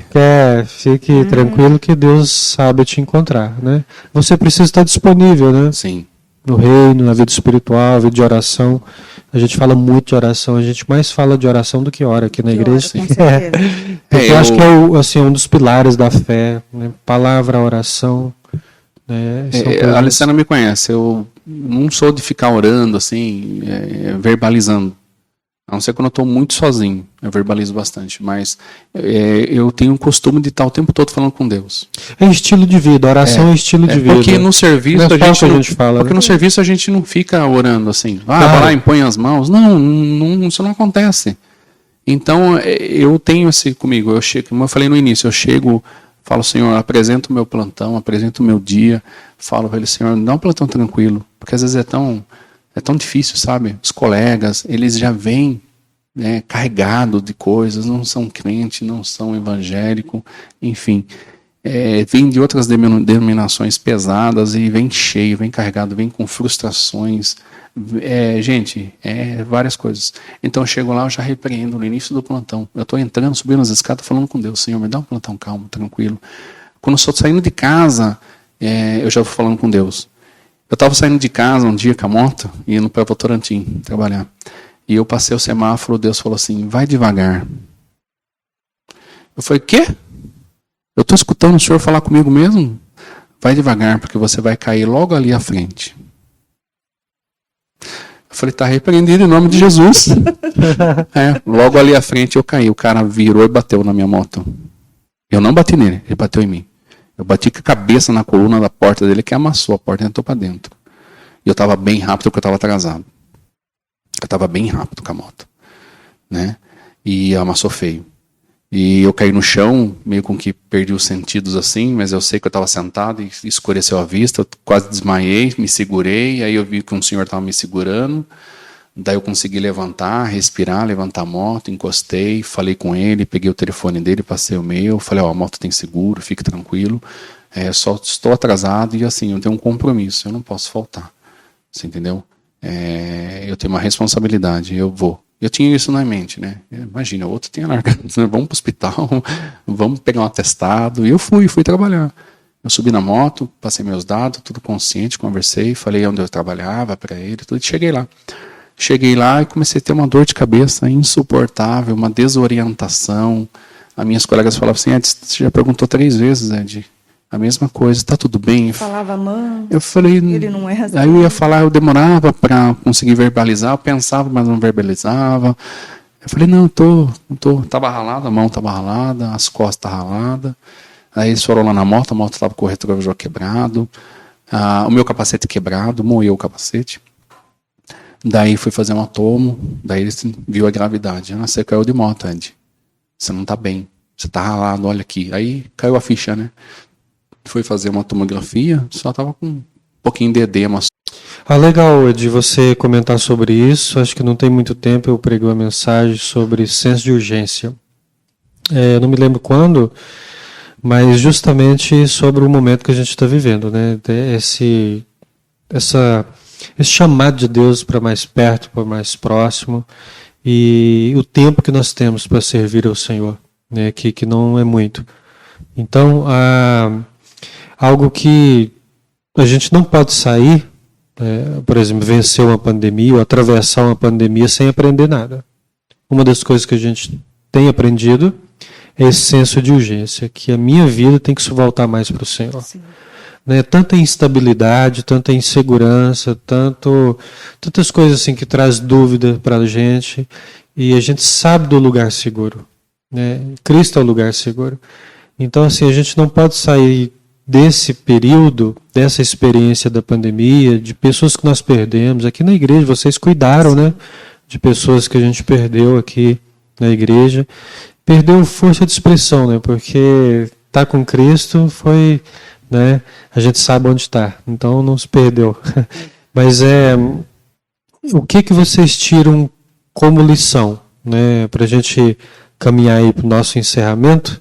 A gente teria muitas outras coisas para poder conversar, para poder dividir aqui, mas talvez fique muito extenso. O que vocês tiram como lição? Qual foi a experiência desse período de pandemia? Vocês que viveram nos hospitais, trabalharam ali, com essas experiências, por exemplo, que vocês acabaram de contar, né? Deus falando com vocês, Deus trazendo vocês para perto, trazendo para o propósito.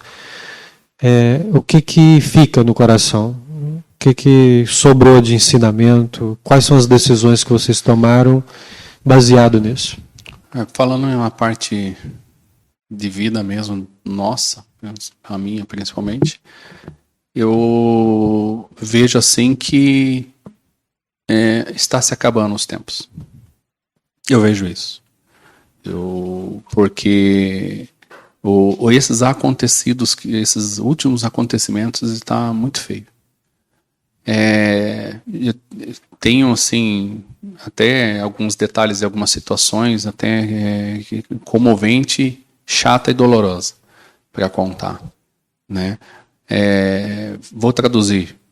Você vê as pessoas vendendo a própria mãe para obter dinheiro, lucro e por vantagem em cima dos outros através dessa doença mesmo. Você viu o pior lado das pessoas também. O pior lado das pessoas a gente tem. Eu vi. Tenho relato para te dizer sobre isso. E vivenciei isso algumas vezes dentro do hospital mesmo. Você entendeu? Então eu chego num consenso e falo assim, é apocalipse, né? Tá acabando o tempo. Jesus está voltando. E eu sinto isso e percebo isso. A frieza espiritual das pessoas está muito grande. Você entendeu? Muito grande. Amigos, colegas de serviço, paciente, enfim. As pessoas em si. É o tempo de se achegar, né? E você, Alessandra, o que você deixa pra gente? O que você aprendeu nesses últimos 2 anos aí, pelo menos? 2 anos. Eu comecei a pensar mais, me voltar mais, orar mais. Não só por medo, mas pensando nesse senso de urgência. O que eu penso? Eu não sei qual é o meu último dia. Tudo que eu tenho aqui vai ficar. Então, ser uma pessoa ter mais empatia, mais agradável. Porque na hora que você está lá no velório, né? Que você fala, nossa, a pessoa foi, deixou tudo. Quem era essa pessoa, né? Então, eu comecei meio que tirar, sabe? Pisar no freio, parar, pensar, conversar mais. Até mesmo eu falo que o meu comportamento no posto mudou. Eu ouvi mais as pessoas, não ser tão crítica. Que interessante. Não ser tão crítica, porque não adianta, como se diz, ser crítica, esse senso de crítico, é só meu, é uma coisa que incomoda. Eu posso me incomodar, morrer de me estressar com o jeito dele. Não vai mudar. Esse senso está em mim. Entendeu? A minha personalidade. Eu comecei a prestar mais atenção nisso. Ter um pouco mais de paciência, ouvir mais, deixar a pessoa falar e depois ser mais ponderada. Ouvir mais, depois se ela me dá essa oportunidade, eu expor a minha o que eu penso, a minha opinião. Você está se encontrando mais, então. Mais. Em Cristo Jesus. Mais né? em Cristo. Eu aprendi isso. É muito legal ouvir isso, porque é edificante. E assim, acho que foi muito bom o nosso bate-papo. E assim, a gente está falando de coisas que a gente está ouvindo há muito tempo, Sim. né? Parece que tem 2 anos, mas assim, Deus vem falando há muito tempo, a palavra aberta, ela fala disso o tempo todo. Sim. Onde você deposita o seu coração, onde está seu tesouro, que estilo de vida que a gente tem que viver. Só que a gente às vezes se perde, né? Nos próprios pensamentos, no próprio estilo de vida, e Deus, com todo o seu amor, Ele nos traz de volta. Então, quando Deus fala diretamente com a gente, assim, ou nos dá uma experiência, igual o Edi contou aqui, uma experiência que você está tendo também, de ter um estilo de vida diferente, um comportamento diferente, né? Colocar o coração naquilo que de fato mais importa, né? É como se a gente nunca tivesse ouvido isso, mas a gente está ouvindo isso a vida inteira, mas Deus carinhosamente traz a gente para esse lugar, né? É o lugar que nós temos em Cristo Jesus. Isso é maravilhoso. Muito bom, né? Poder conversar com vocês aqui, ouvir as experiências. Eu sei que vocês têm muito mais para dizer. Muito. Né? O Edi tem muita história. Tem muita história. É muito legal. Não chegamos a falar sobre o acontecido, né, no hospital. Vai ficar Depois pra próxima. do encontro com Deus, vai ficar para a próxima. Então, porque são coisas assim que edificam a nossa fé, né? E tratar da vida espiritual e do cotidiano ao mesmo tempo, porque não tem como desvincular, é edificante, porque às vezes tem pessoas que têm a ideia de ser cristão quando ele vem ao culto, né? E na verdade é um estilo de vida, e ele tem que essa vida cristã tem que estar alinhada o tempo todo. Sim. E sim, Jesus voltará muito em breve. Estejamos preparados para isso. Glória a Deus. E eu fico muito feliz de ver vocês evoluindo, progredindo na fé, na caminhada cristã, de muito ocupados para menos ocupados, para dar prioridade a essa vida espiritual. Acho que isso é fantástico. Isso deixa legado para a família, deixa legado para quem está próximo, deixa legado para a igreja. Acho que todo mundo ganha com isso, e principalmente vocês. Sim. Talvez vocês vão ter um pouquinho menos de dinheiro, mas nada faltará, né? Amém. Mas aquilo que é mais precioso vocês terão com mais abundância. Experiências com Deus. Sim. Tempo de oração, né? E ministério. A gente tem muito testemunho para dar. A gente tem bastante. Financeiramente, Também, né? muito. Deus provê assim grandemente. Deus cuida, né? Cuida. Sempre cuida. A nossa geração materialista, consumista, e a gente só foca naquilo e vai desvencilhando o amor de Deus com a gente vai deixando de lado a própria vida, a correria, os afazeres, os estresses, e assim vai, mas não adianta, tudo vai voltar de volta para o Senhor, tudo vai voltar, você vai fazer tudo, mas um certo ponto você vai acabar voltando para o Senhor. O julgamento vai ter, né? Para quem, igual você trabalhando em 2 empregos, ela também trabalhando e tudo, você está trabalhando um pouco menos agora, né? O que você tem para dizer para quem está nos ouvindo, está preocupado com essa questão? Financeiramente? Ele quer conquistar, ele acha que esse é o tempo, ele tem que trabalhar muito, porque parece que é uma conta que não fecha, né? Parece que assim, você trabalha demais, mas parece que não dá um resultado como você espera. E quando você trabalha menos e Deus coloca a mão, as coisas acontecem, né? Com certeza, a gente vê, se você parar para pensar, 2 anos atrás, se você tem uma listinha de compra, soma o quanto você gastou e veja quanto você está gastando hoje. Você vê que o dinheiro não tem valor. Cada dia que passa, está desvalorizando. Você parece que ganha menos. As coisas sobem, seu salário mantém. Você quer ter um salário digno, que você consiga dar um pouco mais de conforto e para sua família, mas é por ilusão. Na verdade é por ilusão. Você vai ter o dinheiro, você vai conseguir, mas o que você vai perder não vale a pena. Não vale a pena. E você trabalhar em 2, 3 empregos e não ver a sua filha crescer, você não está com seus pais, com seus irmãos, com seus conhecidos, seus parentes, seus amigos? Cadê aquele churrasco, aquela comunhão com o seu irmão, com o seu conhecido, né? Você está próximo. Os valores familiares foram muito quebrados e muito atingidos hoje, tá? Demais, foram quebrados. Praticamente foi quebrado, né? Então, você trabalha, mas você perde. E quando você põe na ponta do lápis o que você perdeu e não volta atrás, não vale a pena. Principalmente da ótica do propósito de Deus para a nossa vida, né? A vida tem um propósito, né? Sim. E é maior, um propósito maior, né? Ok, muito obrigado vocês, obrigado Edir por ter vindo aqui, dediquei esse tempo, né, Alessandra. Eu que agradeço. Agradeço muito. Que Deus abençoe vocês aí na caminhada, na trajetória, na profissão. Amém. Continue usando vocês. É interessante que vocês trabalhar na mesma área, né? Dá para trocar umas experiências. Sim. Bacana. Um edifica o outro. A Alessandra é uma guerreira. Que legal. Então fica aí meu muito Santo obrigado. Deus, né? Tá? Deixa eu apresentar aqui para você. Santo Deus. Santo Deus. A gente está com um livro aqui sobre a graça do Max Lucado. Fica aí a dica também. Max Lucado ele tem uma linguagem bem fácil, bem gostosa de acompanhar. Sim, eu já li né? o livro dele.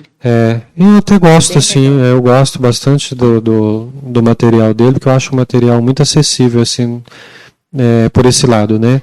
É bem fácil de compreender e também os valores também são acessíveis. Então fica aí a dica, Max Lucado, graça.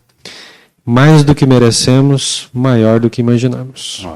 Amém. Profundo. Essa é a graça de Deus. Então, pessoal, muito obrigado por ter acompanhado até aqui. Que Deus abençoe vocês, tá bom? Continue dando aí aquela forcinha lá para nós. Nós fazemos isso aqui com muito amor. Aqui pra gente é um ambiente assim, até espiritual, muito agradável, edificante. A gente não se prende muito aos números, mas onde chegar a gente quer que seja bênção de Deus. Amém? A gente não está focado nos resultados, mas eles ficam por conta daquele que dá o crescimento, que é o Senhor Jesus. Muito obrigado, que Deus abençoe cada um de vocês. Amém. Amém.